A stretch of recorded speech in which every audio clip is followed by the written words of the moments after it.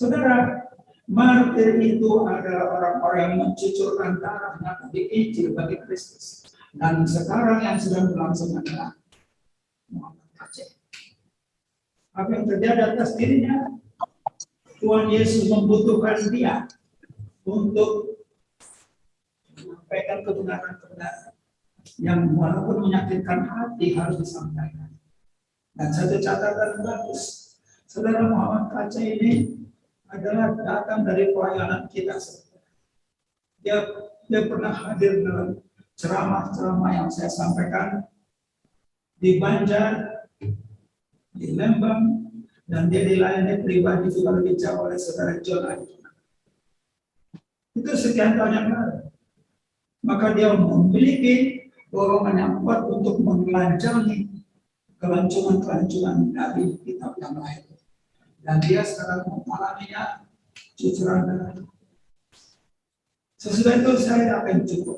Walaupun pihak lawan mungkin menghendaki nyawanya, dia akan terus bersaksi.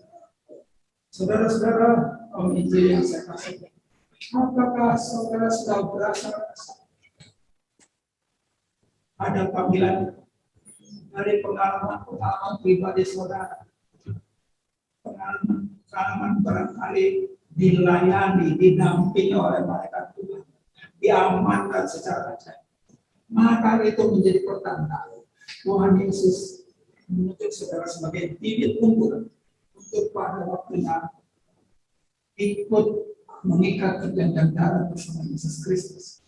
Perjanjian darah itu adalah pergaulan yang paling luhur yang bisa terjadi dalam orang yang mempelajari Injil Kristus. Perjanjian darah Kristus sudah tercurah lebih dahulu, maka darah murid itu tercurah juga darah. Perhatikan saudara, darah semua ilah di seluruh bumi di sepanjang sejarah selalu menuntut korban persembahan darah. Apakah di tanah Batak, di tanah Toraja, di tanah Dayak, sampai ke Poso, kemana-mana, seluruh dunia bicara tentang darah. Dan ilah-ilah palsu itu selalu minta korban darah. Tidak terkecuali Yahweh juga minta korban darah. Perjanjiannya diikat oleh darah hewan, bukan oleh darah manusia. Itu beda.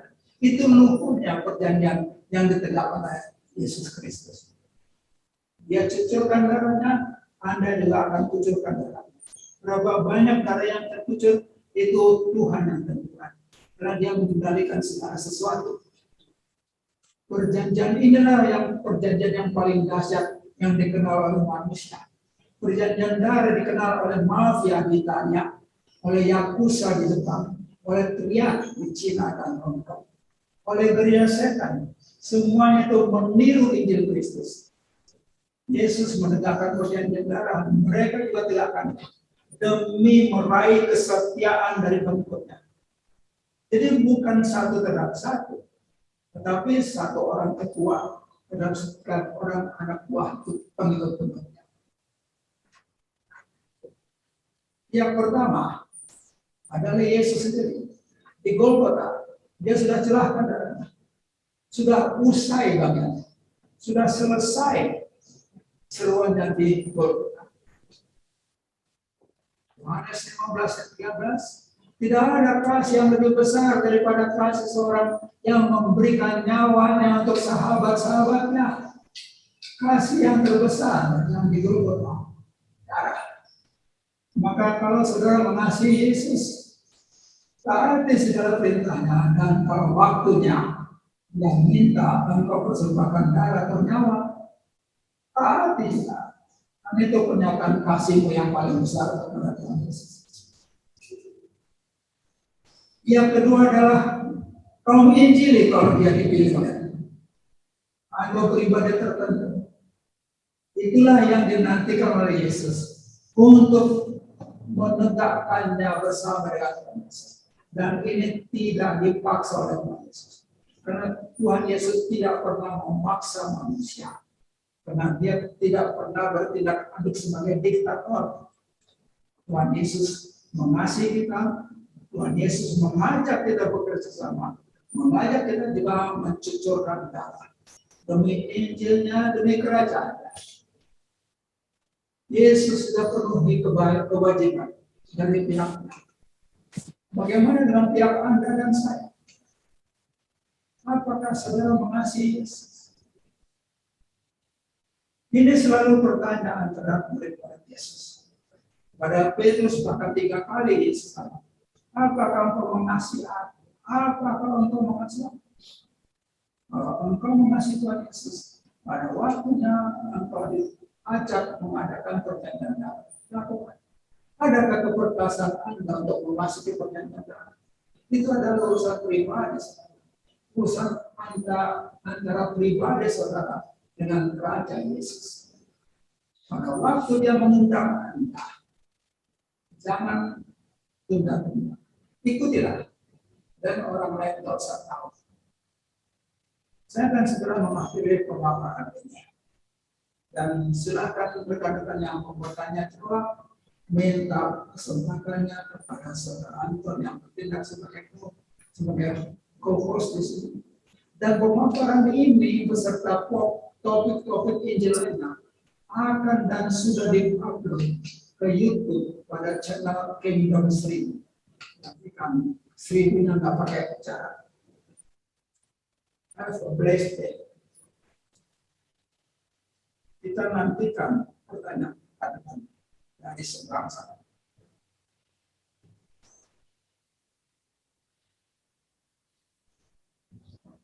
Salam Bapak Ibu, kalau ada yang mau bertanya silakan.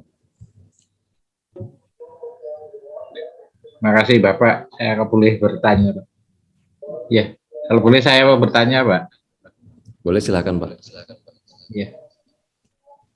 Yang dimaksud tadi tentang makanan Yesus itu melakukan pekerjaan Bapa, untuk menyelesaikan pekerjaan Bapa supaya manusia itu diselamatkan semua. Nah, pertanyaan saya tuh di Yohanes 4 ayat 34 itu ada kata makan di situ. Kemudian di Wahyu 3:20 itu juga ada kata makan di situ. Apakah arti dari di Wahyu 3:20 itu pengertian makan sama dengan pengertian makanan Yesus itu melakukan pekerjaan Bapa gitu. Itu pertanyaan saya, Pak. Makasih. Lihat aku berdiri buka pintu dan mengetuk. Jika ada orang yang mendengar suara dan membukakan pintu, aku akan masuk mendapatkannya dan aku makan bersama-sama dengan dia dan ia bersama-sama dengan aku. Dan sudah pasti itu satu persekutuan dalam bentuk makan. Jadi Wahyu pasal 3 ini pun bicara tentang Tuhan Yesus mengetuk di depan pintu, minta dibukakan pintu. Itu juga tema pertobatan, tema mengundang Tuhan Yesus masuk dalam hati. Dan kelanjutannya dari orang-orang yang sudah mengundang Yesus masuk ke dalam hati adalah makan bersama dengan dia. Sangat wajar. Saudara-saudara, tema pertobatan itu bukan satu tempat di dalam seluruh ini. Dari pertobatan Matius 4 ayat 17 bergerak pada ayat 19, Matius 12 ayat 30, ayat 28 itu satu tema tentang pertobatan dan kebaikan rohani. Kalau saudara-saudara pelajari 1 Petrus pasal 2, di situ pun ada tema pertobatan. Lalu maju dan maju dan maju. Semuanya selalu meningkat sampai kepada makan bersama dengan Yesus, bekerja sama dengan Tuhan Yesus. Jadi tidak bisa kita hanya bertobat lalu selesaikan dosa, lalu sesuatu hidup sesuka hati. Sebagian besar orang Kristen yang bertobat sebetulnya hanya bertobat dalam arti kata membereskan dosa, habis itu hidup sesuka hati, hidup kejar kealian dan sebagainya. Nah, tema yang saya sampaikan sore hari ini adalah makan dan minum bersama Yesus, tema perjamuan. Ini menggambarkan juga peningkatan pengiringan kita akan Yesus Kristus. Baik Bapak, Ibu ada lagi yang mau ditanyakan? Izin bertanya. Ya, izin bertanya, Pak. Oh ya, silakan Bu. Ya, Nama, Bu. ya, nama saya Maria dari Sarula. Ya, yang mau saya tanyakan, kita sudah mengerti bagaimana perjanjian darah itu. Jadi, bagaimana mengaplikasikannya di kehidupan kita sehari-hari sebagai kaum Injili? Kalau seperti yang dipaparkan Pak Posma tadi kan contoh-contohnya kalau yang sekarang itu seperti Muhammad Kece gitu ya. Tapi apa memang itu seturut tuntunan Tuhan atau memang dengan kesadaran kita melakukannya begitu, Pak? Oke. Perjanjian darah tadi. Ya, mengenai perjanjian darah tadi. Di dalam pergaulan kita dengan Ya, Tuhan terima Yesus, kasih, Pak. saya jawab ya. Di dalam pergaulan kita dengan Tuhan Yesus, apa yang sudah kita mengerti dan mudah kita perbuat harus kita perbuat. Peningkatannya adalah Tuhan Yesus sendiri. Peningkatan, jadi makin hari makin meningkat. Kalau tidak ada peningkatan, Anda menjadi pribadi yang mandek, stuck. Semua harus begitu. Yang kita mengerti harus kita lakukan.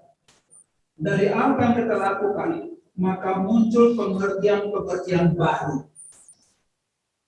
Saya sudah melakukannya sejak 1986. Yang saya mengerti, saya kerjakan. Bisa mengunjungi orang sakit, saya lakukan. Bisa menyebar traktat, saya lakukan. Bisa berdoa syafaat, saya lakukan. Dari kesetiaan itu, Tuhan menilai kita, wah, anak ini bisa naik kelas. Akan diberi tugas-tugas yang lebih berat. Contohnya lagi peningkatan. Saya hanya melakukan pelayanan pribadi awalnya. Dituntun kepada Tuhan Yesus. Lalu makin meningkat, mulai digerakkan Tuhan untuk melayani persekutuan keluarga. Itu meningkat. Bebannya juga makin meningkat. Juga penghargaan Tuhan juga meningkat.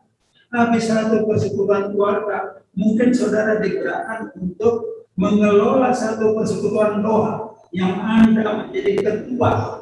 Dan itu semakin berat. Nah, itu adalah pekerjaan menggembalakan. Semakin berat lagi, Anda akan mengelola persekutuan, diundang lagi untuk menyampaikan kebenaran-kebenaran pada lingkungan keluarga besar. Bukan hanya satu rumah tangga, keluarga besar. Dalam acara marga, sinaga, marga, situmorang, dan sebagainya. Itu kepercayaan Tuhan makin hari makin besar. Ketaatan kita juga makin hari makin besar. Dan pada proses itu, Tuhan menilai kita. Apakah anakku yang ini layak untuk mengikat perjanjian darah bersama aku?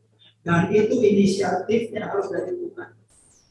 Kalau pelayanan-pelayanan tingkatan yang lebih rendah itu, karena kita sudah mengerti dan mudah dimengerti, harus inisiatif dari diri kita.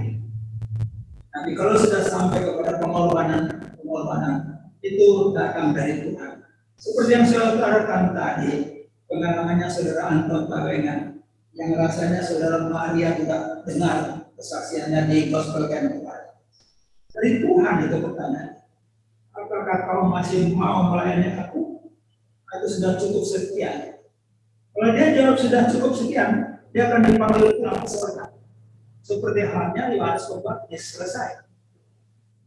Jadi silakan saudara Maria, lakukanlah apa yang saudara sudah mengerti sekarang. Yang jelas itu di depan mata kita ada doa bagian KRI, lakukan itu. Jangan tunggu disuruh, jangan tunggu hari bersekutu atau tempat pertemuan. Bisa sebar traktat seluler, lakukan itu. Ada rekan di sini yang mengikatkan dirinya, saya akan sebar traktat setiap hari. Bertepatan tugasnya juga beredar ke segala penjuru kota ini. Mungkin melakukan tagihan-tagihan, dia sebar traktat kenalan. Itu dihargai oleh Tuhan. Semoga ini cukup jelas buat saudara Maria. Saya mau bertanya sedikit, Pak. Ya, silakan. Dalam hal perjanjian darah ini ya, Pak Posma, mungkin nama saya sudah tahu ya, Hairanus ya, Tarigan di sini ditulis sesuai KTP saya, sesuai terdaftar di Telkomsel. Jadi masalah perjanjian darah, saya ingin bertanya, Pak, kan ada yang sudah memasuki kerajaan sorga sejak di bumi ini, itu sudah otomatis nanti kalaupun dia meninggal, sudah langsung diterima di sorga kekal. Apakah orang yang memasuki kerajaan sorga itu orang-orang yang sudah lakukan ataupun sudah membuat perjanjian darah dengan Yesus itu? Apakah itu nanti yang langsung di bypass, Pak? Itu, Pak. Terima kasih, Pak. Ada hamba Tuhan yang sudah melewati semuanya waktu hidup. Dia sudah selesaikan segala macam dosanya, dia selesaikan segala macam kesalahannya, perseteruannya di masa lalu harus selesai semua. Lalu dia selesaikan tugas pelayanan yang Tuhan Yesus percayakan kepada dia. Orang-orang itulah yang layak langsung masuk ke dalam kerajaan sorga, ke dalam sorga sesudah ajal. Jadi tidak menunggu lagi hari penghakiman. Kita dapat pelajaran agama sesudah meninggal, tunggu hari penghakiman. Ya, ada orang-orang yang tidak lagi menunggu hari penghakiman, yang langsung bergabung ke surga. Semoga itu cukup. Apakah ini, Pak? Perhatikanlah, Harus sudah perhatikanlah yang namanya amanat agung. Karena itu pergilah jadikanlah semua bangsa muridku, baptislah mereka dalam nama Bapa dan Anak dan Roh Kudus. Dan ajarlah mereka melakukan segala sesuatu yang kuajarkan kepadamu. Dan ketahuilah, aku menyertai kamu sampai kepada kesudahan zaman. Siapa tadi? Hairanus. Tuhan tidak katakan aku akan menyertai kamu sampai ajalmu. Tuhan katakan itu, aku akan menyertai kamu sampai kepada akhir zaman. Anda meninggal tahun 2025 misalnya, Tuhan masih akan terus sertai.